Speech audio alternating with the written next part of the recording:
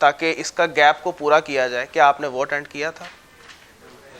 मैं सिर्फ ये बच्चे नॉलेज लेना चाह रहा हूँ कि जो बच्चे जिन्होंने इंट्रोडक्शन टू अकाउंटिंग नहीं पढ़ा, क्या उन्होंने उसके मेकअप करने के लिए कहीं से कोई क्रैश कोर्स वगैरह लिया है? Because the knowledge of introduction to accounting is very much necessary in order for you to pick up this subject of cost and management accounting। इसलिए मैं ये आपसे पूछ रहा हूँ ताकि बाद में परेशानी ना हो, क्योंकि हुआ ये था कि पिछले बैच में बहुत से बच्चे थे जिन्होंने इंट्रोडक्शन टू अकाउंटिंग नहीं पढ़ा था। फिर जब कॉस्ट एंड मैनेजमेंट अकाउंटिंग शुरू हुआ कैफ 3, तो with the passage of time they felt the lag of information. और डेफिनेट सी बात है, इसमें उनका कसूर ऐसा कोई नहीं था, क्योंकि वो बड़ा एक अजीब सा एक बैच बना था कि जिसमें बहुत से बच्चे थे कि जिन्होंने दोनों एंड से इंट्रो छूट गई उनसे। तो पहले cost and management accounting Kaif 8 हुआ करता था, तो तब तक बच्चे का नॉलेज बड़ा मैच्योर हो चुका होता था। वो इंट्रो भी पढ़ चुका होता था, वो FAR 1 भी पढ़ चुका होता था, तो उसके कॉन्सेप्ट्स एज सच कभी कोई प्रॉब्लम नहीं होती थी कॉस्ट के उस्ताद को बच्चे के साथ डील करने में। लेकिन यहाँ पे थोड़ा सा एक मसला है। मैं बड़ा ज़्यादा आप लोगों को इस चीज़ पे फोकस करूँगा कि जिन्होंने नहीं पढ़ी तो थोड़ा सा उनको शुरू में हल्की सी प्रॉब्लम्स आएंगी, लेकिन जिसने बिल्कुल ही नहीं पढ़ी ना बच्चे, उसको प्रॉब्लम्स होंगी। खुसूसन शुरू में अकाउंटिंग एंट्रीज़ का जिक्र आएगा कहीं ना कहीं। मैं अभी बड़ी बेसिक सी बातें कर रहा हूँ। अभी मैं first of all I am trying to get knowledge of the different classes of the students within this class, उसका थोड़ा सा मैं नॉलेज ले लूँ। फिर हम थोड़ा सा सिलेबस पे बात करेंगे, ओवरऑल जनरल डिस्कशन आज की होगी, ठीक है।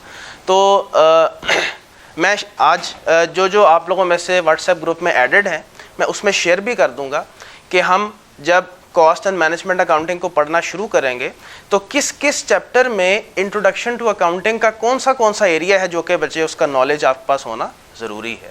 तो अगर नहीं होगा तो जाहिर सी बात है बच्चे, ये तो कॉस्ट एंड मैनेजमेंट अकाउंटिंग की क्लास है, तो मुमकिन नहीं है कि हम इसमें फाइनेंशियल अकाउंटिंग या इंट्रो टू अकाउंटिंग की चीज़ें पढ़ना शुरू कर दें। तो वो जाहिर है क्योंकि इसका सिलेबस भी काफ़ी ज़्यादा होता है, तो मुमकिन नहीं होता कि हम इसमें उन चीज़ों को कवर कर सकें। चलें, गुड इनफ। मोहम्मद समी नाम है जी मेरा, और I have been teaching business finance decisions MSc 2 जो कि CA का आखिरी पेपर है, कॉस्ट अकाउंटिंग एंड MFA इस दफ़ा से आई स्टार्टेड दैट। तो around more than 5 years I have been teaching in the area of chartered accountancy. University level पे भी की है, qualified in 2016 for article J Ferguson से हैं। I am by profession a financial consultant as well. Brief सा introduction है। आप लोगों का इंट्रोडक्शन लेने बैठा तो टाइम बहुत ज़्यादा लग जाएगा, क्या ख्याल है? ठीक है। अपनी रिवायात को कायम रखते हुए आज हम बिल्कुल नहीं पढ़ेंगे, ठीक है जी, लेकिन हम आज अपने आप को इंट्रोड्यूस करवाएंगे इस सब्जेक्ट से, ये सब्जेक्ट है क्या। तो इसलिए आज की क्लास में कतन कोई किताब कतूब निकालने की ज़रूरत आपको कतन नहीं है। रजिस्टर ना ही निकालें तो बेहतर है, निकालना तो निकाल लें, मैं रोकता नहीं, लेकिन हम बेसिक सी डिस्कशन करेंगे बिल्कुल, ताकि हम अपने आप को इंट्रोड्यूस करवा लें कि इस सब्जेक्ट में क्या है, इसकी सिलेबस ग्रेड में क्या क्या कुछ शामिल है, हमारी अप्रोच क्या होगी, क्या इंग्रेडिएंट्स हैं इस पेपर को पास करने के, जो कि मैं शुरू दिन से बताऊंगा और वो एंड तक आखिरी क्लास तक यही इंग्रेडिएंट्स रहेंगे। इससे हट के कोई इंग्रेडिएंट्स इस पेपर को पास करने के नहीं हैं। हमारी अप्रोच क्लास में क्या है, हम टेस्ट्स को किस तरह से लेके चलेंगे, ठीक है, किताब क्या फॉलो हो रही होगी, ICAP किस तरह से टेस्टिंग करता है, ठीक है। ये डिफरेंट चीज़ें हैं जो कि आज हम इस पर बात करेंगे। मुमकिन हुआ तो हम ये भी देख लेंगे कि कोई, जैसे मैं जनरल बात करता हूँ पहली क्लास में, क्योंकि आप लोग माशाल्लाह पुरानी स्ट्रीम की बात करें तो AFC तो क्वालिफाई कर रहे हो, और अगर नई स्ट्रीम से हो तो PRC क्वालिफाई कर रहे हो। तो कुछ चीज़ें जो कि जनरली आपकी अब इस स्टेज में आपके फ्यूचर को देखते हुए बहुत ज़्यादा ज़रूरी हैं, उस पर भी हम ज़रा थोड़ी सी बात करेंगे।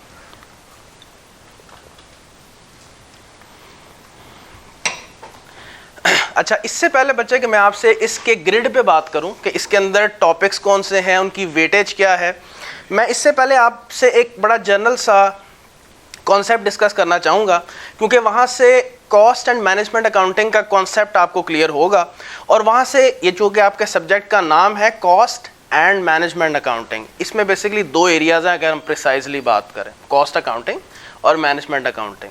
जब तक मैं उस बेसिक कॉन्सेप्ट को डिस्कस नहीं करूंगा तो कॉस्ट अकाउंटेंट और मैनेजमेंट अकाउंटिंग का एरिया क्लियर नहीं होगा, और जब वो क्लियर हो जाएगा उसके बाद we will be in a better position कि हम इसकी ओवरऑल ग्रेड के ऊपर बात कर सकें। आप में से कोई बच्चा जो बताना चाहे कि अकाउंटिंग सिर्फ वर्ड अकाउंटिंग की अगर मैं बात करना चाहूँ, आपको जहन में क्या आता है? What is an accounting system? मैं सिर्फ अकाउंटिंग सिस्टम की बात कर रहा हूँ।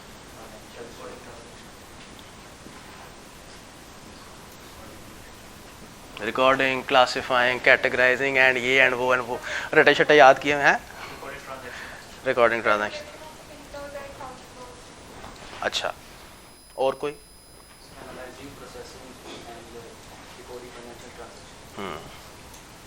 अच्छा चलो इसको और ज़रा थोड़ा सा हम ब्रीफ कर देते हैं।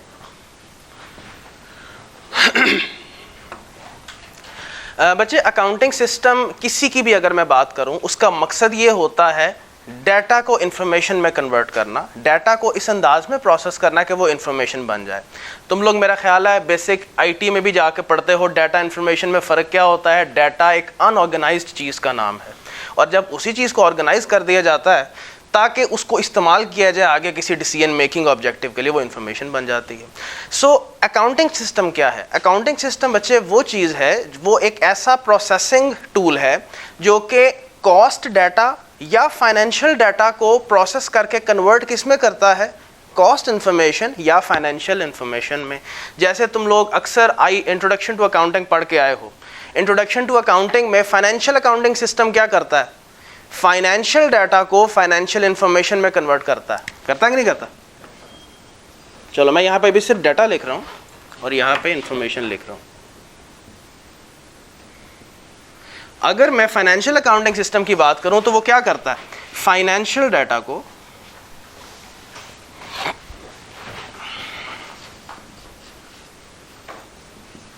फाइनेंशियल इंफॉर्मेशन में कन्वर्ट करता है। अब मुझे ये बताओ कि फाइनेंशियल डाटा क्या क्या होता है जिसको फिर इंफॉर्मेशन में कन्वर्ट किया जाता है? हम दोनों को ये भी ज़रा डिस्कस कर लेना ताकि चीज़ें रिफ्रेश हो जाएं। एनी वन ऑफ यू जो बताना चाहे ये कौन सा फाइनेंशियल डाटा मिलता है जिसको मैं फाइनेंशियल इंफॉर्मेशन में कन्वर्ट करता हूँ? I2A की बात कर रहा हूँ, इंट्रोडक्शन टू अकाउंटिंग की। परफेक्ट। ट्रांजैक्शंस एंड इवेंट्स, ऐसे ही होता है ना? और ट्रांजैक्शंस और इवेंट्स, इन दोनों में तुम फ़र्क जानते हो। ट्रांजैक्शंस वो है जो एक एंटिटी इंटेंशनली खुद से बाहर की बॉडीज़ के साथ कंडक्ट करती है। चीज़ें परचेज कर ली, फिक्स एसेट परचेज कर लिया, फिक्स एसेट बेच दिया किसी को, अपने एम्प्लॉयज़ की सैलरी पे कर दी, ये तमाम के तमाम ट्रांजैक्शंस हैं। और कुछ इवेंट्स हैं जो कि ऑर्गेनाइजेशन नहीं चाहती थी लेकिन वो राइज हो गए। ऐसा ही है, पेनल्टी पड़ गई जी। अब पेनल्टी कोई ट्रांजैक्शन तो नहीं होती ना, इवेंट होता है। डैमेज हो गई, गुड्स पड़ी, ये भी कोई ट्रांजैक्शन तो नहीं है, ये क्या है? इवेंट्स हैं। सो फाइनेंशियल अकाउंटिंग सिस्टम क्या है कि जो फाइनेंशियल डाटा को पकड़ता है, प्रोसेस करता है और कन्वर्ट किस में करता है? फाइनेंशियल इंफॉर्मेशन में। ये जो तुम में से कोई जिक्र कर रहा था किसी स्टेटमेंट का, ये यहाँ पे स्टेटमेंट्स आती हैं। क्या होती हैं? 2 स्टेटमेंट्स, 3 स्टेटमेंट्स, चलो आप लोगों के लिए। बैलेंस शीट जिसको स्टेटमेंट ऑफ फाइनेंशियल पोजीशन बोलते हैं, फिर इनकम स्टेटमेंट जिसको स्टेटमेंट ऑफ कॉम्प्रिहेंसिव इनकम बोलते हैं, और फिर स्टेटमेंट ऑफ कैश फ्लोज या इसको कैश फ्लो स्टेटमेंट बोलते हैं। फिर मजीद और भी चीज़ें हैं, नोट्स टू द अकाउंट्स हैं और मजीद डिस्क्लोजर्स वगैरह तमाम चीज़ें उसमें शामिल होती हैं। Statement of changes in equity भी होती है। सो ये क्या है? Financial information. ये जो सारी फाइनेंशियल स्टेटमेंट्स हैं ये क्या है? Financial information. मुझे बताएं ये फाइनेंशियल स्टेटमेंट्स इनके यूजर्स होते हैं ना? These financial statements यानी कि जो क्या है? आउटपुट, जो अभी ये बात कर रही थी इनपुट और output. Output of a financial accounting system is basically used by the users of the financial statements for the purpose of making different decisions. यही ऑब्जेक्टिव होता है। ये फाइनेंशियल स्टेटमेंट्स के जो यूजर्स हैं उनको स्टेक होल्डर्स भी बोलते हैं। वो यूजर्स जो हैं इन स्टेटमेंट्स को इस्तेमाल करते हैं डिफरेंट डिसीजन मेकिंग ऑब्जेक्टिव्स के लिए। और ये तुम याद भी होगा तुम्हें कि यूजर्स कौन कौन से हैं? शेयर होल्डर्स, लेंडर्स, एम्प्लॉयज़, आपके गवर्नमेंट, आपकी society at large. Usually the users of the financial information are external in nature. मैं जनरली बात कर रहा हूँ, स्पेसिफिकली नहीं बात कर रहा। एम्प्लॉयज़ भी यूजर्स होते हैं। एम्प्लॉयज़ को भी तो जानना होता है कि हमें भाई सैलरियाँ कहाँ से पे होती हैं? इनकम स्टेटमेंट में से ही तो लेस होती हैं एम्प्लॉयज़ की सैलरीज। तो भाई देखें तो सही कि इतना ग्रॉस प्रॉफिट मौजूद भी है कि सैलरीज पे हो रही हैं कि नहीं हो रही। सो होते यूजर्स इंटरनल भी हैं लेकिन ज़्यादातर users of the financial information are external in nature. अच्छा, जिस तरह से आपका फाइनेंशियल अकाउंटिंग सिस्टम बच्चे काम करता है ना, बिल्कुल उसी अंदाज में कि जैसे फाइनेंशियल डाटा को पकड़ा, प्रोसेस किया, और प्रोसेसिंग में क्या क्या चीज़ें आती हैं? प्रोसेसिंग में वही जो तुम स्टेप्स पढ़ते हो, जर्नल एंट्रीज को पास करना, posting the same into your ledgers, preparing the trial balance, and then finally ये चीज़ प्रोसेसिंग के अंदर आती है और फाइनली आपको स्टेटमेंट्स की सूरत में चीज प्रोड्यूस कर देना ताकि आगे यूजर इस्तेमाल कर सके डिसीजन मेकिंग। बिल्कुल इसी तरह कॉस्ट अकाउंटिंग सिस्टम भी है। वो क्या करता है, हम यहाँ पे फाइनेंशियल अकाउंटिंग में तो फाइनेंशियल डाटा को कन्वर्ट करते हैं, कॉस्ट अकाउंटिंग सिस्टम में कॉस्ट डाटा को कन्वर्ट किया जाता है। किस में? कॉस्ट इंफॉर्मेशन में।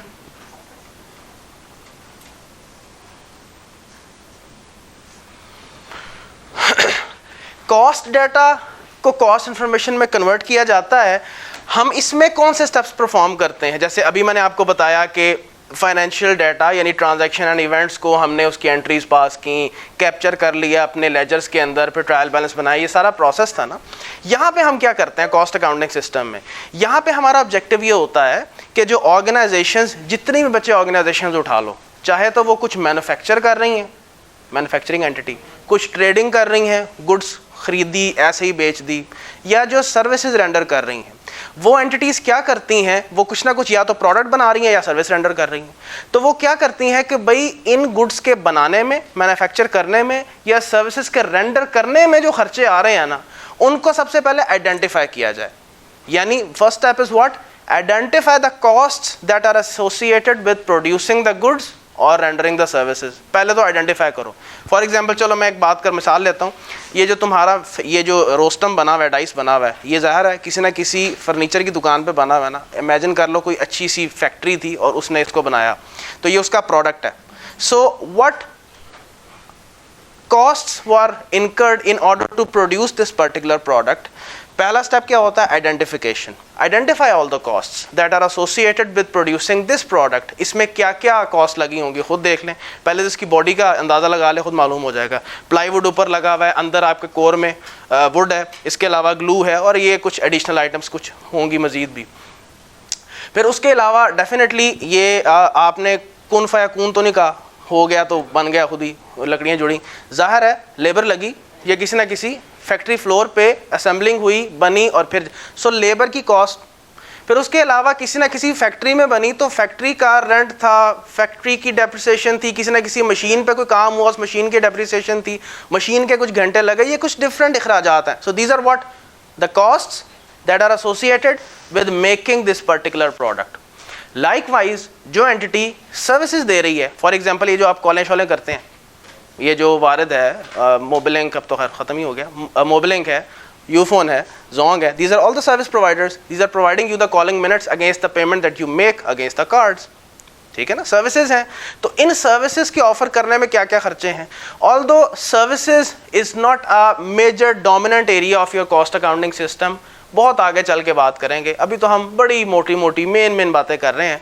मेन जो हम कॉस्ट अकाउंटिंग सिस्टम में पढ़ने जाएंगे that will be the cost associated with producing the products, क्योंकि प्रोडक्ट्स में कॉम्प्लिकेशंस हैं, सर्विसिंग में कोई कॉम्प्लिकेशंस नहीं है। हम पूरी कॉस्ट अकाउंटिंग सिस्टम में ना एक क्लास में आधे घंटे में सर्विस कॉस्टिंग ख़त्म कर लेंगे, क्योंकि उसमें है ही कुछ नहीं, ना होने के बराबर है। उसको हमेशा रेजिडुअल एरिया समझा जाता है, लेकिन आपको कॉन्सेप्ट तो पता होना चाहिए।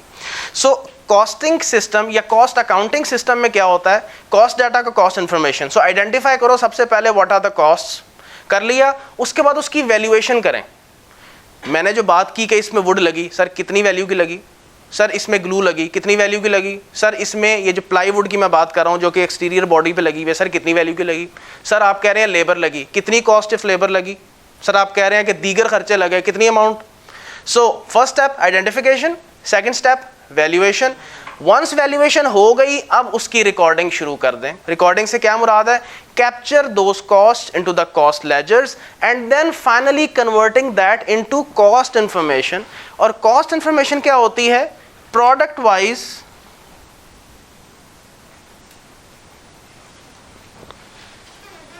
कॉस्ट स्टेटमेंट और product wise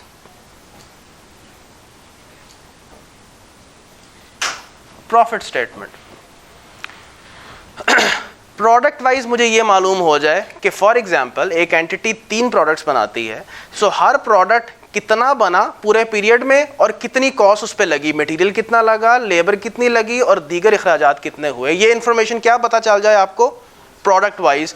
that is the final information जो कि कॉस्ट अकाउंटेंट प्रोड्यूस करता है।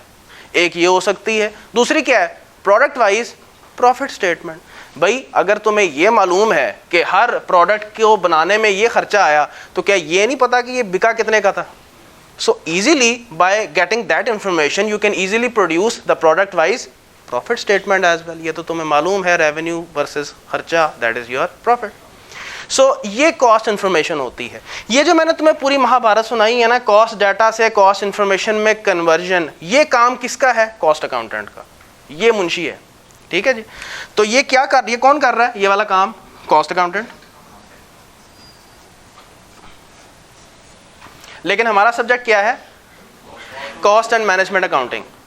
इसमें दोनों चीज़ें हम पढ़ेंगे। कॉस्ट अकाउंटेंट जो करता है कॉस्ट डाटा से कॉस्ट इन्फॉर्मेशन में कन्वर्जन, और मैनेजमेंट अकाउंटेंट जो काम करता है। अब ज़रा थोड़ा आगे चलते हैं। मैनेजमेंट अकाउंटेंट का काम कहाँ से शुरू होता है? उसका काम शुरू होता है सर जी यहाँ से, इसके बाद से। नाम से जाहिर है मैनेजमेंट अकाउंटेंट क्या करता होगा, उसका रोल बच्चे मैनेजेरियल इन नेचर है, वो उससे थोड़ा हायर रैंक पे होता है। उसका काम एनालिटिकल होता है, एनालाइज करना होता है और डिफरेंट फैसलों में अपना इनपुट देना, ये उसका क्या है? काम है। ये उसकी जेडी है, ये उसकी जॉब डिस्क्रिप्शन है। ये क्या करेगा? डिफरेंट डिसीजंस करेगा। फॉर एग्जांपल मैं अभी इसकी डिटेल में कतई नहीं जा रहा, क्योंकि हमने आगे जाके बहुत डिटेल में बातें इस पर करनी है। फॉर एग्जांपल इसने एक फ़ैसला करना है, क्या? सारे फैसले ये फाइनेंशियल बेसिस पे किया करेगा कि भाई कोई भी फैसला करना है बिजनेस का, तो वो क्या करेगा कि इस फैसले से मुंसलिक खर्चे कितने हैं और इस फैसले को करने के बेनिफिट्स कितने हैं। अगर तो उसके बेनिफिट्स उसके खर्चों से ज़्यादा होंगे तो वो उस फैसले की तरफ चला जाएगा, वरना छोड़ देगा। ये मैं इंतहाई बेसिक लेवल पे समझाने के लिए आपको बात कर रहा हूँ, क्योंकि अभी मैं टेक्निकल अल्फाज इस्तेमाल करना शुरू करूँगा तो आपके लिए परेशानी होगी। तो मैं बड़े एक लोअर लेवल पे बात कर रहा हूँ। मैं मिसाल दे देता हूँ आपको कि किस तरह का फ़ैसला ये करेगा। मिसाल के तौर पर उसने ये फ़ैसला करना है कि मुझे ये गुड़ तैयार करना है, रोस्टम डाइस तैयार करना है, तो उसके लिए उसको चाहिए वुड। वुड किस सप्लायर से ख़रीदे? सप्लायर ए से ख़रीदे या सप्लायर बी से ख़रीदे, या इसको इन हाउस ही वुड को ख़रीद के मैन्युफैक्चर करके तो वुड तैयार कर ली जाए। यानी कि फ़ैसला क्या करना है, क्या वुड किसी वुड सप्लायर से ले ली जाए या हम इन हाउस प्रोसेस कर लें। ये एक फ़ैसला है, बात समझ गए? तो उसने उस केस में फ़ैसला करना है। मुझे एक बात बताएं, इसको इस चीज़ की इंफॉर्मेशन लेना कि यार वुड अगर प्रोसेस करनी है तो यार वुड प्रोसेस करने की कॉस्ट इन हाउस क्या होगी, ये इन्फॉर्मेशन कौन प्रोवाइड करेगा? Cost accountant. यहाँ से इसने इनपुट रिसीव किया किस चीज़ का, कि यार अगर मैं इन हाउस वुड को प्रोसेस करूँगा for the purpose of final manufacturing of this dice, तो what will be the cost of manufacturing the wood और refining the wood, versus he will compare what, the purchase cost of wood, कि यार अगर मैं यही would बाहर से ख़रीद लूँ तो उसका खर्चा क्या होगा, वो कितने का मुझे पड़ेगा। तो मुझे बताएं इसकी इंफॉर्मेशन मैनेजमेंट अकाउंटेंट कहाँ से लेगा? मार्केट से। मार्केट से ले लेगा, या अगर वो एक अच्छी ऑर्गेनाइजेशन है और वहाँ पे प्रोक्योरमेंट या परचेज डिपार्टमेंट बना हुआ है, तो वो उस डिपार्टमेंट के किसी रेलेवेंट बंदे को कहेगा कि यार मार्केट सर्वे करके मुझे बताओ कि जो बंदे मार्केट में बैठे हुए वुड सप्लाई कर रहे हैं रॉ फॉर्म में या रिफाइंड फॉर्म में, वो कितने का वुड प्रोवाइड करते हैं पर स्क्वायर फीट कर लें, what ever the unit is. तो ये दो इन्फॉर्मेशन को वो कंपेयर करेगा और वो देखेगा कि भाई बाहर से ख़रीदना ज़्यादा इकनॉमिकल है या इन हाउस प्रोसेस करना ज़्यादा इकनॉमिकल है। सो ये मुझे बताएं इसने इन्फॉर्मेशन कहाँ से ली। ये इन हाउस कॉस्ट अकाउंटेंट से भी इंफॉर्मेशन ले सकता है, इसके लिए पूरी दुनिया भी खुली हुई है, ये चाहे तो बाहर से भी इंफॉर्मेशन कलेक्ट कर सकता है। So the role of management accountant is in fact a bit broader and it basically starts after the role of cost accountant basically ends. So management accountant is basically required to make the different decisions based on financial terms, और इसका scope internal in nature होता है। जहन में रखें, financial accounting system अभी हमने बात की, उसका रोल सारे का सारा क्या है, whatever information is produced वो बाहर की दुनिया के लिए होता है, that is open to the outside world provided that एक एंटिटी पब्लिक लिस्टेड है। एग्री करते हैं? अगर प्राइवेट है तो फिर तो उसको अपने अकाउंट्स को बाहर दिखाने की ज़रूरत नहीं है। सो एक फाइनेंशियल अकाउंटिंग सिस्टम में जो इन्फॉर्मेशन है वो दुनिया के सामने ओपन होती है, लेकिन जो कॉस्ट अकाउंटेंट कॉस्ट डाटा को कॉस्ट इन्फॉर्मेशन में कन्वर्ट कर रहा है, मैनेजमेंट अकाउंटेंट उसकी इंफॉर्मेशन जो कि कॉस्ट अकाउंटेंट दे रहा है और जो बाहर से इंफॉर्मेशन लेके जो डिसीजंस ले रहा है वो सब का सब ऑर्गेनाइजेशन के अंदर अंदर ही है, ये इंफॉर्मेशन कतन बाहर नहीं जाती। मुझे ये बताएं, फॉर एग्जाम्पल मैं आपको मिसाल देता हूँ, इनका इंफॉर्मेशन जो ये प्रोड्यूस हो रही है ये क्यों ऑर्गेनाइजेशन के विद इन है। यूनिलीवर के काफ़ी सारे ब्रांड्स हैं, एक तो उसका SBU है, वॉल्स किसका है, यूनिलीवर का ही है। वॉल्स को कुछ बताने की ज़रूरत है कि मैं ये जो मैग्नम बनाता हूँ, मैग्नम की एक बार है, उसको बनाने में कितना खर्चा आ रहा है, नहीं। उसको ये बताने की ज़रूरत है जो मैं फीस्ट का एक बार बनाता हूँ ये कितने की बनती है, नहीं। ये किसकी इंफॉर्मेशन है, प्रोडक्ट वाइज कॉस्ट स्टेटमेंट। जब वॉल्स अपनी इनकम स्टेटमेंट कॉस्ट इंफॉर्मेशन बनाता होगा तो उसमें ये चीज़ आती होगी कि नहीं आती होगी। लेकिन जब वो अपनी इनकम स्टेटमेंट बनाते होंगे उसमें वो क्या दिखाते हैं, सिर्फ बस टोटल सेल रेवेन्यू दिखाते हैं, दिखाना बनता भी है, क्यों, पब्लिक का स्टेक इन्वॉल्व है इस वजह से। और क्या लेस करते हैं उसमें से, cost of goods sold, total cost, उन गुड्स को जो कि आपने बेचा उसकी टोटल की कॉस्ट कितनी है, प्रोडक्ट वाइज दिखाने की ज़रूरत है नहीं। ये तो इंटरनल रेसिपी है ना, वो क्यों दिखाएं हम कि हमें बनाने में कितना खर्चा आया और हमने हर प्रोडक्ट पे कितना मार्जिन कमाया, ये है कॉस्ट इन्फॉर्मेशन। बात समझ रहे हैं। So the scope of the cost accounting and management accounting system is internal in nature, जबकि जो फाइनेंशियल अकाउंटिंग सिस्टम होता है इसका स्कोप एक्सटर्नल इन नेचर होता है। और भी मज़ीद भी मैं मिसालें दे सकता हूँ, लेकिन अभी इस लेवल पे मोर देन इनफ है। इसका रोल मैनेजेरियल है, डिसीजन मेकिंग का है, प्लानिंग का है, एनालिसिस का है। इसका रोल ज़रा मुंशियों वाला है, ठीक है, एंट्रियों वाला, डाटा इकट्ठा करना, उनकी रिकॉर्डिंग करना, उन डाटा को कैप्चर करना कॉस्ट लेजर्स में, और फिर product wise income statement prepare करना। अब जब मैं आपके सामने ग्रिड शेयर करूंगा तो वो थोड़ी रेलेवेंट हो जाएगी, क्योंकि आपकी ग्रिड में दोनों चीज़ें हैं, एनालिटिकल चीज़ें भी हैं और कॉस्टिंग सिस्टम वाली चीज़ें भी हैं, ठीक है। सो आपको साथ साथ ये भी जानने में आसानी हो जाएगी कि कौन कौन से रोल आपके इस ग्रिड में कॉस्ट अकाउंटेंट के हैं और कौन से रोल मैनेजमेंट अकाउंटेंट के हैं। आए आप ज़रा ग्रिड पे बात करते हैं। CMA,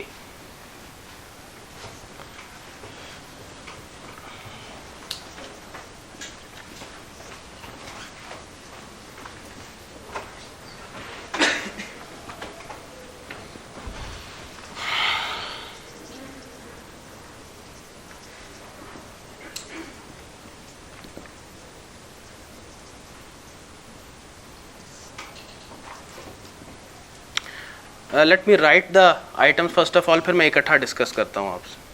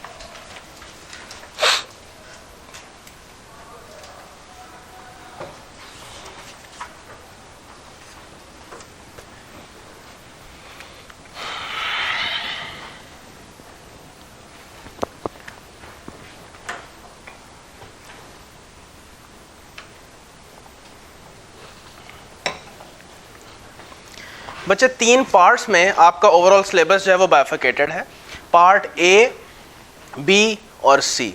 वैसे तो स्क्रीनशॉट लेनी है स्क्रीनशॉट ले लो, लिखना तो लिख लो, वरना जो किताब है उसमें अवेलेबल है, सारी चीज़ें डिटेल में अवेलेबल है। पार्ट ए, बी और सी, अभी जो मैंने थोड़ा सा आपको हल्का सा गाइडेंस बताई है उसमें पार्ट ए की मैं टेक्निकली बात कर रहा था। देखो, cost associated with production, as far as exam weightage is concern 35 से 45 नंबर की टेस्टिंग इसमें से है। ये जो 35 से 45 है इसका ये टीचिंग और से रेलेवेंट नहीं है, क्योंकि तुमने ये चीज़ नोट की होगी कि जो तुम्हारा सिलेबस आया है उसमें टीचिंग ऑर्स भी मेंशन है और साथ एग्जाम वेटेज भी मेंशन है। सो टीचिंग ऑर्स इसमें कम लगते हैं, ठीक है, लेकिन इसमें से टेस्टिंग एग्जाम में थोड़ी सी ज़्यादा रखी गई है। दैट्स द फर्स्ट पार्ट, ठीक है जी। कॉस्ट एसोसिएटेड विद प्रोडक्शन, भाई कौन कौन सी कॉस्ट है जो कि एक ऑर्गेनाइजेशन जो कि गुड्स प्रोड्यूस कर रही है, टेक्निकली ज़्यादातर वेटेज में हम प्रोडक्ट्स की बात कर रहे होंगे, तो मटेरियल लग सकता है, इन्वेंट्री जाहिर है उसी का पार्ट, फिर लेबर का खर्चा हो सकता है, ओवरहेड्स अभी हम आगे चल के बात करेंगे, अभी मैं इसका नाम ज़्यादा नहीं ले रहा, ये अदर खर्चे समझ लें अभी इस लेवल पे, ठीक है। और एक और एरिया है, पिछली दफ़ा में ये बेचारा कन्फ्लिक्ट का शिकार रहा है, क्योंकि आई कैप ने ग्रिड में नाम तो दे दिया लेकिन किताब में इसका कहीं जिक्र नहीं था। तो आई कैप ने एग्ज़ाम से पहले जस्टिफिकेशन क्लैरिफिकेशन दे दी कि जी इस दफ़ा टेस्ट नहीं होगा। सो इसलिए मैंने भी अभी इसको निकाला नहीं है, किताब में रखा हुआ है, शामिल किया हुआ है, आई कैप की स्टडी टेक्स्ट में नहीं है, ठीक है। सो अभी हम देखेंगे, वेट करेंगे आई कैप का इस दफ़ा का वर्डिक्ट क्या है, आ गया एंड पे कवर कर लेंगे, 2 क्लासों में ये ख़त्म हो जाएगा, 2 या 3 क्लासों में ख़त्म हो जाएगा। सो ये है तुम्हारा पार्ट ए, ठीक, ज़्यादा डिटेल में अभी नहीं जा रहा। पार्ट बी, ये जो पार्ट ए और बी है ना, ये वो है जो कि कॉस्ट अकाउंटेंट के काम है, ठीक है।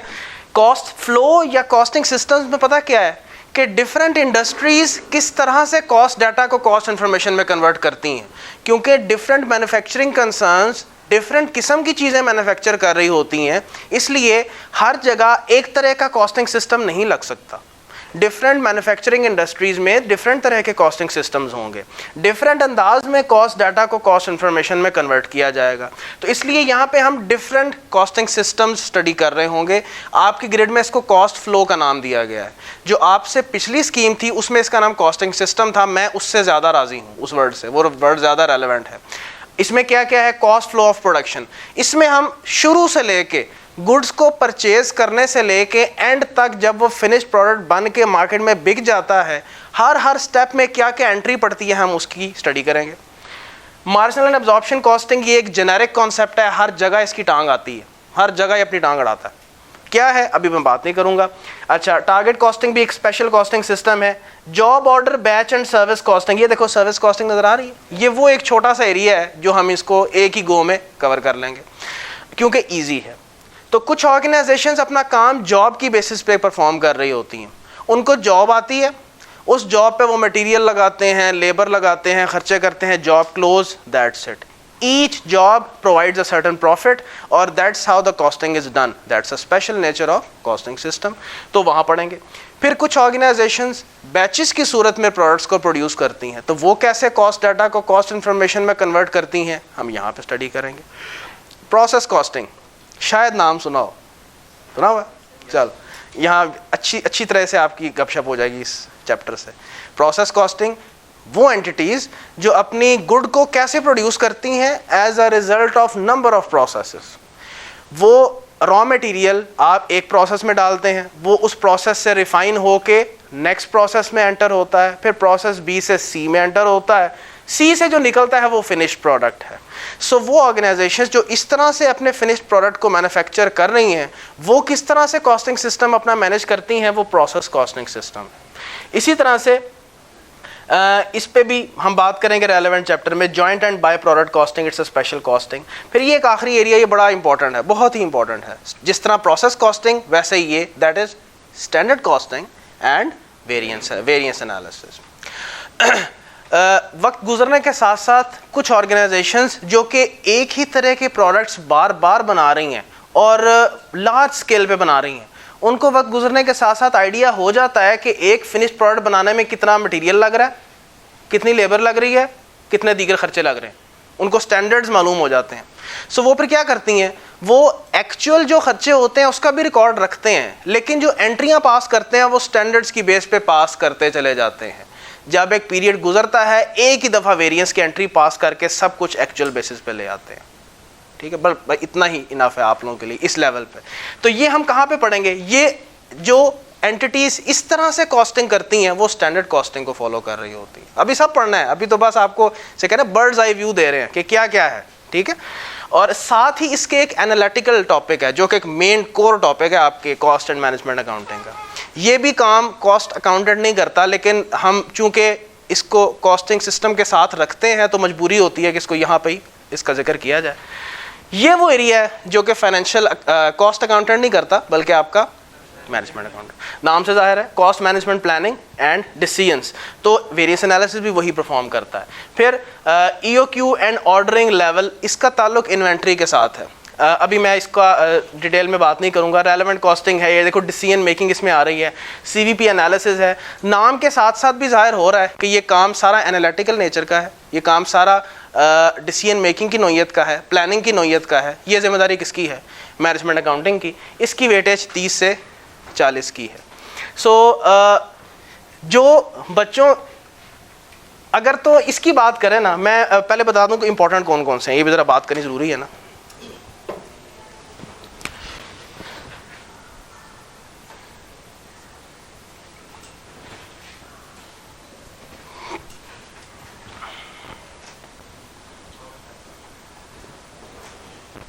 ये वो है कि यानी कि जिससे आपकी जान नहीं छूट सकती, और बाकी छोड़ने नहीं है। ये मैं सिर्फ इसलिए बता रहा हूँ कि ये इंपॉर्टेंट है, ये बहुत ज़्यादा इंपॉर्टेंट है। हिस्टोरिकल एनालिसिस अगर किया जाए तो इनके बगैर चारा ही नहीं है कि आप कॉस्ट अकाउंटिंग हैंडल कर सकें। अच्छा, जब प्रोसेस आ गया तो फिर ये कैसे नहीं आया, सॉरी ये भी कर लें। ABC चूँकि अभी डिसाइडेड नहीं है, मैं कुछ कह नहीं सकता। और ये मैंने टिक इस वजह से भी लगाए हैं कि बच्चे ये एरियाज़ आपका टाइम भी सबसे ज़्यादा लेंगे। ठीक है, यानी कि मैं टीचिंग आवर्स की बात कर रहा हूँ।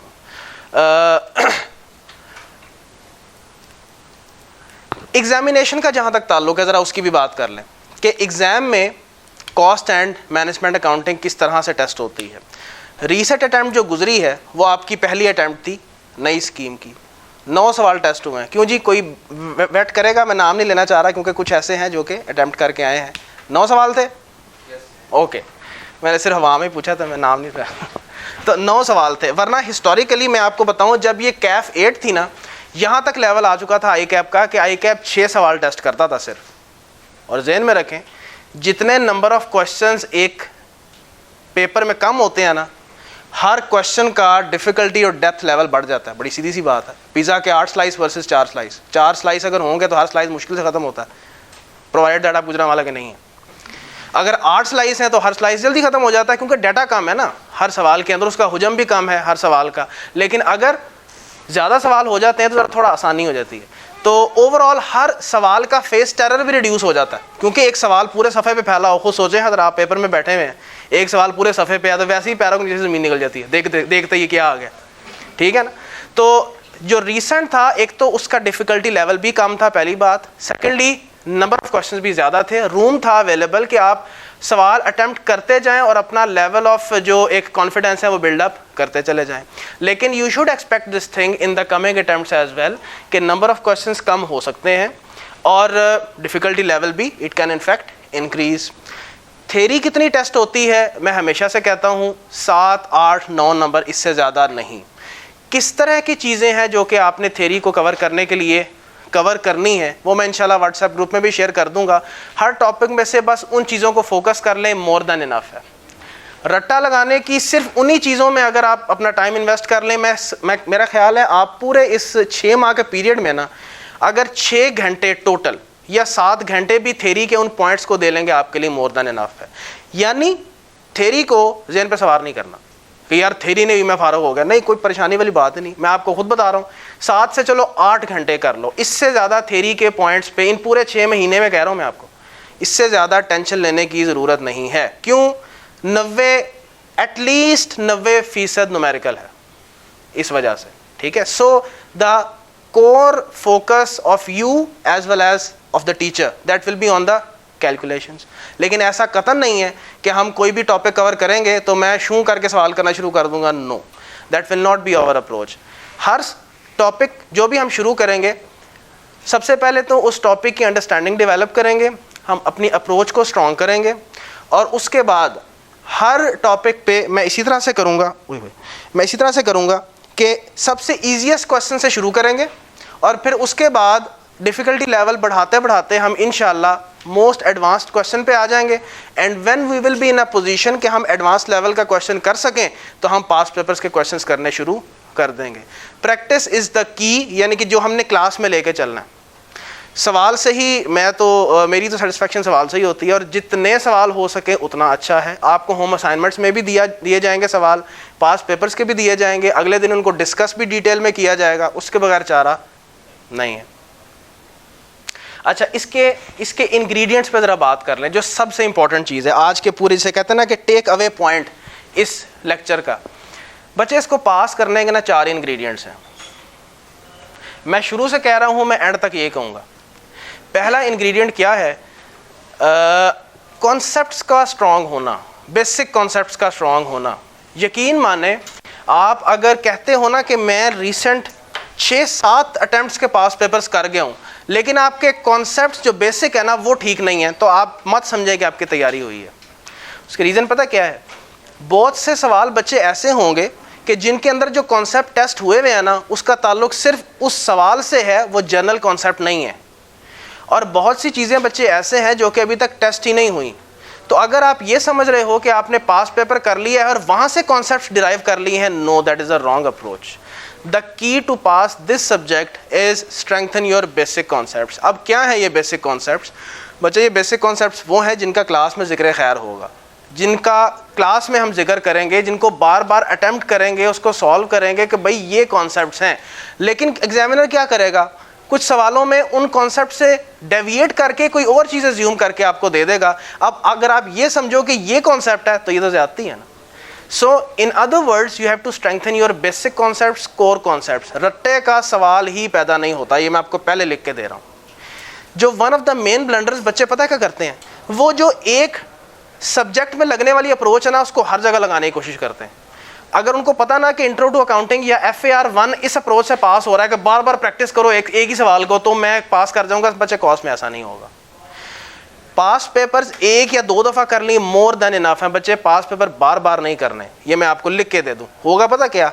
आप बार बार करोगे, यहाँ पे ना आपको एक बड़ी मज़ेदार चीज़ मिलेगी। सवाल नया करने की एबिलिटी आपके अंदर बच्चे बड़ी इंटैक्ट रहनी चाहिए, क्योंकि जब आप पेपर में बैठोगे सवाल किसी नई नोयत का होगा। नई नोयत से मुराद क्या है वो भी मैं अभी डिटेल में बात नहीं करना चाह रहा। तो आप एक ही सवाल को जब बार बार करेंगे, जब सेकंड टाइम ही करने बैठोगे, वो सवाल आपके लिए नया नहीं रहेगा। आप जानते हो कि इसमें से क्या क्या चीज़ें थी जहाँ पे मैं फंसा था, क्योंकि कॉस्ट अकाउंटिंग के सवालों में ये चीज़ होती है कि कोई ना कोई ऐसा पॉइंट आता है कि बच्चा फंस जाता है। लेकिन जब एक दफ़ा किया आपकी ब्रेक्स लगी, लेकिन जब सेकंड टाइम दोबारा सवाल को करोगे, अभी नहीं हफ्ते बाद, महीने बाद, आपको पता है पहले से ही सवाल में क्या है। सो ये कतन चैलेंजिंग सवाल आपके लिए रहेगा नहीं। उल्टा पता क्या होगा? ना चाहते हुए आपका रटा लग जाएगा। इसी से तो अपने आप को बचाना है। आपने किस एबिलिटी को स्ट्रॉन्ग करना है? To handle new questions, to handle the difficult questions that are different from the other ones. लेकिन डेफिनेटली प्रैक्टिस के बगैर चारा नहीं है। सो सबसे पहली चीज़ बच्चे, बेसिक कॉन्सेप्ट्स का स्ट्रॉन्ग होना, that is the most important ingredient. इसकी मैं झलक आपको साथ साथ दिखाता जाऊंगा कि बच्चा ये देखो बेसिक कॉन्सेप्ट कितना ज़रूरी है। फर्स्ट। सेकंड, जितने ICAP के पास पेपर अटैम्प्ट कर सकते हैं करें, और जितने से क्या मुराद है ये सब्जेक्टिव है। मैं रेकमेंड करता हूँ 2014 से अब तक जितने भी हैं कम से कम वो कर लें। 2014 मतलब ऑटम 2014 से अब तक। मैंने वैसे जो ये किताब है, जो कि मैं इसी को लेके चलूँगा, अभी हम किताब पे भी आते हैं, उस पर हमने 2014 से मैंने पहले भी सवाल डाले हुए हैं, यानी कि 2013 के भी होंगे, 2012 के भी, 11 के भी, इवन 10, 9 और 8 के भी हैं, जो अच्छे सवाल हैं, जो करना ज़रूरी हैं, क्योंकि वो बाज़ पुराने भी हैं जो अच्छे टेस्ट हुए हैं ना, तो वो भी शामिल किए हुए हैं। तो पास पेपर ज़रूर करने हैं। खुद सोचें, आपने जिस पिच पे खेलना है उस पर एक रात पहले प्रैक्टिस करेंगे तो ही पता चलेगा कि यहाँ पे गेंद कैसी पड़ती है। तो बहुत ज़रूरी है, पास पेपर्स किए बगैर चारा नहीं है। और क्योंकि एक दूसरी अप्रोच भी मार्केट में है, और वो ये है कि जी बेसिक कॉन्सेप्ट्स अच्छे हों, पास पेपर पूरे ही हों, तो मैं इसके हक़ में नहीं हूँ। रीज़न ये है, बच्चों की बड़ी कसीर तादाद है जिनको कॉन्फिडेंस आता ही पास पेपर्स करने से है। हर बच्चा एक ही कैलिबर का या कैटेगरी का नहीं होता। तो मेरा भी एम्फेसिस इसी चीज़ के ऊपर होता है कि जितना ज़्यादा हम पास पेपर्स के और दीगर क्वेश्चंस कर सकें हम करें। So basic concept strong first, second पास पेपर्स का अटैम्प्ट करना, और फिर पेपर के पॉइंट ऑफ व्यू से 2 बड़ी इंपॉर्टेंट चीज़ें हैं। आपका दिमाग बड़ा फ्रेश होना चाहिए। ये अभी आपको समझ नहीं आएगी क्योंकि अभी आपकी कॉस्ट से पाला ही नहीं पड़ा, जब पढ़ेगा तो फिर समझ आएगी। तीसरी और चौथी चीज़ अंग्रेज़ी अच्छी होनी चाहिए, बहुत ज़रूरी है। क्योंकि यहाँ पे ऐसा तो नहीं होगा कि तुम्हें ट्रांजैक्शंस दे दे और तुमने ट्रायल बैलेंस बनाना है, तुम्हें ट्रायल बैलेंस दे दे, तुमने इनकम स्टेटमेंट और बैलेंस शीटें बनानी है कि जी पढ़ लिया और सीधा सीधा बना लिया, ऐसा तो नहीं होगा। सिनेरियोज़ होंगे, सिनेरियोज़ लंबे भी हो सकते हैं, आधे पेज पे भी हो सकते हैं, सफ़े पे भी हो सकते हैं, और वो अंग्रेज़ी में होंगे। और बड़े मसले होते हैं बच्चे को अंग्रेज़ी को समझने में और अकॉर्डिंगली सोल्यूशन प्लान प्रोड्यूस करने में। 4 चीज़ें बताई हैं, एक 5वीं चीज़ चलो अभी बता देता हूँ, बाकी सब्जेक्ट्स में भी ज़रूरी हैं, इसमें हद से ज़्यादा ज़रूरी है, और वो है रिक्वायरमेंट। क्या है ये? अगर आप अपने कमरे में कहीं तख्ती पर लिख के लगा सकते हैं तो लगा लें। कोई भी सवाल शुरू करना है रिक्वायरमेंट पढ़ के शुरू करना। रिक्वायरमेंट आपको रास्ता दिखाएगा, रिक्वायरमेंट बताएगा आपने जाना कहाँ है। रिक्वायरमेंट पढ़े बगैर सवाल हल करना शुरू करोगे ना तो हर सवाल में इतना डाटा होता है कि बंदा उसमें से पता नहीं क्या क्या कुछ निकाल ले। वो सिनेरियो बच्चे को पता नहीं कहाँ से कहाँ लेके जा सकता है। लेकिन अगर रिक्वायरमेंट पढ़ लेंगे सुकून में रहेंगे, सहूलत में रहेंगे। So requirement should be the starting point for you to start a question. ये इंग्रेडिएंट्स हैं, और ये मैं इंग्रेडिएंट्स कह के खामोश नहीं हो जाऊँगा। जगह जगह जब जब मौका मिलेगा मैं बताऊंगा कि ये देखें रिक्वायरमेंट कितनी इंपॉर्टेंट है, ये देखें अंग्रेज़ी जानना कितना ज़रूरी है, ये देखें बेसिक कॉन्सेप्ट्स का जानना कितना ज़रूरी है, ये देखें इस सवाल में एग्जामिनर ने नॉर्मल कॉन्सेप्ट से डेविएट किया है लेकिन that is not the concept, लेकिन सवाल की हद तक ठीक है, ओके हम इसको कर लेते हैं। अच्छा, किताब का जहाँ तक जिक्र है, यही मेरी किताब है, मैं तो इसी को फॉलो करूँगा। ठीक है जी, इसमें ऑटम 2022 तक, जो रीसेंट तक, स्टार्टिंग फ्रॉम ऑटम 2014 सारे पास पेपर्स मौजूद हैं, topic wise, chapter wise, along with the I cap suggested solutions. I cap के सजेस्टेड सॉल्यूशंस के साथ मौजूद हैं। इसके अलावा आई कैप के स्टडी टेक्स्ट के क्वेश्चंस भी मैंने इसमें शामिल किए हुए हैं। इसके अलावा मेरे अपने ड्राफ्ट हुए हुए क्वेश्चंस, और उसका सीक्वेंस भी ऐसे है कि ईजीएस्ट से शुरू हो रहा है, step by step difficulty level बढ़ रहा है, और फिर हम पास पेपर्स पे अप्रोच करेंगे, और यही हमारी अप्रोच भी होगी। और सेकंड चीज़, जिस अंदाज में, जिस सीक्वेंस में हम क्लास में लेक्चर स्टडी करेंगे, उसी अंदाज में आपको नोट्स भी इसी किताब में मिल जाएंगे। ठीक है, और वो ऐसा भी नहीं होगा कि ना बहुत लेंथी है और ना बहुत कंसाइज है कि बुलेट्स में है कि ना ही वो किताब तो बेहतर है, वो वाला हिसाब भी नहीं है। So it is a moderate version, और कोशिश मैंने ये की है कि जो थ्योरी के भी जो पॉइंट्स हैं, जितनी थ्योरी में टेस्टिंग होने और आपसे पूछे जाने के चांसेस हैं, वो तमाम चीज़ें मैंने इसमें शामिल की हुई हैं। ठीक है जी, so I will be following this. Having said this, मैं आपको बांधता नहीं हूँ, अगर आप चाहते हैं कोई और भी किताब ले लें, लेकिन मसला आपके साथ ये होगा, अगर आपने फैसला किया है कि इसी क्लास में बैठना है, तो मैं फॉर एग्जांपल क्वेश्चन नंबर 1 बोलूँगा, अब वो आपकी उस किताब में हो ना हो, क्या सीक्वेंस हो, और जो मेरे वाले सवाल हैं या आई कैप स्टडी टेक्स्ट का सवाल है, अब मुझे उस पर मैं कुछ कमेंट नहीं कर सकता, परेशानी होगी। सो आई रेकमेंड कि यही ले लें अगर इस क्लास में बैठना तो हर टॉपिक जब हम ख़त्म करेंगे उसका टेस्ट होगा। जब टेस्ट हो जाएगा अगले दिन ही उसकी डिस्कशन होगी, और जो भी आपकी प्रॉब्लम्स हैं उनको डिस्कस किया जाएगा, और मेरा ख्याल होना भी ये चाहिए। Once you complete the entire syllabus, फिर हमारा एक और रिवीजन सेशन होता है, जिसमें जैसे ये पार्ट्स तो में नज़र आ रहे हैं ना 3, तो फिर पार्ट वाइज टेस्ट रख दिए जाएंगे। पार्ट ए का टेस्ट, पार्ट बी का और पार्ट सी का, उनको कॉम्प्रिहेंसिव टेस्ट का नाम दिया जाता है हिसाब में, और जब वो हो जाएंगे फिर फाइनल तुम्हारा मॉक सेशन होगा। ये एक ब्रीफ सा टच आप लोगों को दे दिया है कॉस्ट एंड मैनेजमेंट अकाउंटिंग के हवाले से। अच्छा, एक और भी मैं बात बता दूं, फिर तुम्हारे जितने सवाल हैं मैं ले लूँगा। रोज़े चूँकि आ रहे हैं, ठीक है जी, तो मैं पर्सनली बिल्कुल प्रेशर डालना फील नहीं करता, वो अच्छा महसूस नहीं करता। रूटीन थोड़ी आसान होनी चाहिए।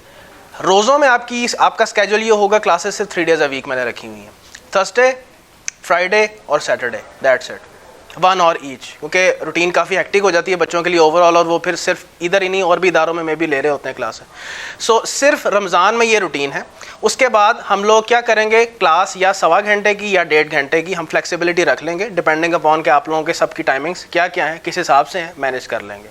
तो रमज़ान में थोड़ा सा ये ओवरऑल हमें स्केड्यूल देखना पड़ता है। सो ओनली, यानी कि अभी आज हमारी क्लास हुई है सैटरडे को, so the next class will be on Thursday. So Thursday, Friday, Saturday, that will be your schedule only for Ramzan. After that आपको साथ साथ शेयर कर दिया जाएगा कि स्केड्यूल क्या होगा, ठीक है। और व्हाट्सएप ग्रुप ज्वाइन कर लें जिसने इस क्लास में बैठना है या जो फैसला आपने किया हुआ है। उसमें क्या होगा, बहुत से आई कैप के पास पेपर्स हैं जिनके सोल्यूशंस आई कैप के बड़े स्टूडेंट फ्रेंडली नहीं हैं, मैं आपको सिंपली बताऊं, और कुछ में एरर्स भी काफ़ी ज़्यादा होता है। तो मैं फिर अपने सॉल्यूशंस खुद बना के शेयर व्हाट्सएप ग्रुप में ही करता हूं। और कोई पॉजिटिव डिस्कशंस अगर किसी ने करनी है तो उसके लिए ग्रुप बना हुआ है, ठीक है ना जी। ज़रा स्टडी फोकस्ड, ठीक है जी, उस मकसद के लिए। अब किसी का कोई सवाल है तो पूछ लें प्लीज़, 5 मिनट हैं आपके पास।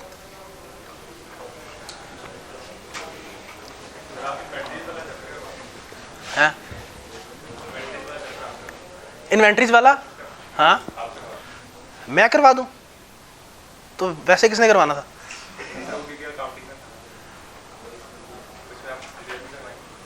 अच्छा, तुम कह रहे हो कि इन्वेंट्री वो जो इंट्रोडक्शन टू अकाउंटिंग है बच्चे, वो पर बड़ा लंबा काम हो जाएगा।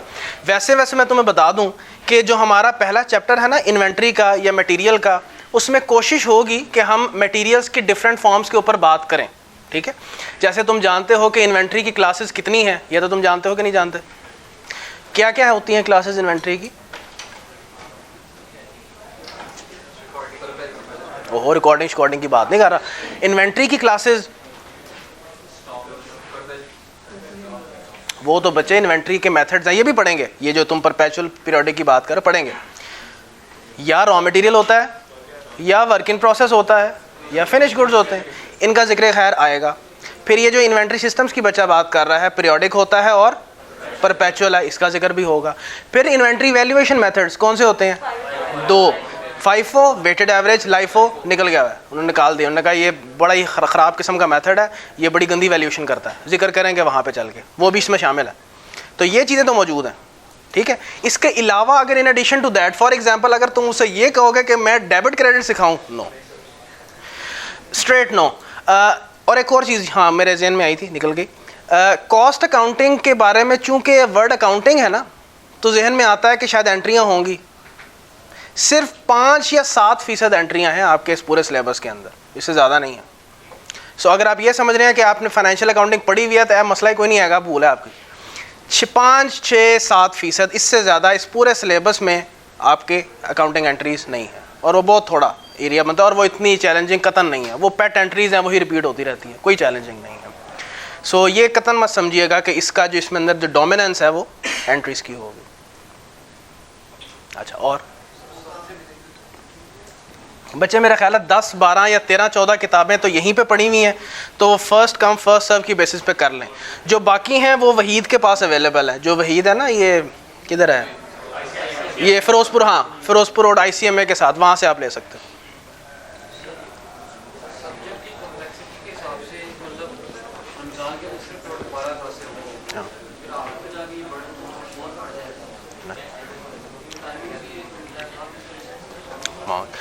परेशान नहीं होना, हम लोगों ने प्रैक्टिस छोड़नी नहीं है।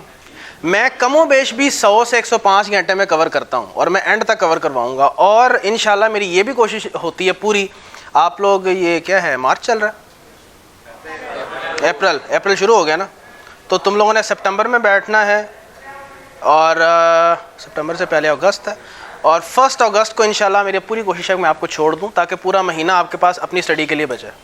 ठीक, कोशिश पूरी होती है, लेकिन I will never sacrifice this fact कि यार ये खुद कर लेना, नहीं, नो, कोई चक्कर नहीं है। मुझे खुद भी तसल्ली नहीं होनी, फ़ायदा नहीं है उस चीज़ का। सो इस चीज़ की आपने कतन परेशानी नहीं लेनी कि सब्जेक्ट कवरेज नहीं होगी। मैं आपको बता रहा हूँ, रमज़ान मुझे कोई इशू नहीं है, मैं चाहूँ तो 6 डेज़ अ वीक भी कर सकता हूँ, लेकिन मैंने खुद इंटेंशनली इस चीज़ को रखा हुआ है, क्योंकि मुझे पता है, पास्ट एक्सपीरियंस भी है, बच्चे बहुत एग्जॉस्ट हो जाते हैं। सो इसलिए MFA जो कि इसके बाद है, उसमें भी और इसमें भी हम यही करेंगे, रमज़ान में यूँ ही होगा। उसके बाद 1.25 या 1.5 घंटे की क्लास होगी। खुद सोचो, 6 डेज़ अ वीक होगी और 1.5 घंटा, तो half an hour into 6 it makes 3 घंटे तो यहीं से पूरे हो जाते हैं, यहीं से पूरे हो जाते हैं और एक्सेस में जाएंगे इंशाल्लाह। तो आपने इसकी परेशानी नहीं लेनी, ये आपने मेरे पे छोड़ना, ये आपका एरिया नहीं है।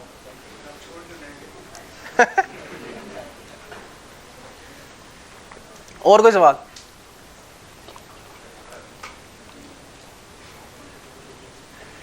छुट्टी, चलो मौज करो, मिलते हैं जी इंशाल्लाह थर्सडे को, ठीक है चलो।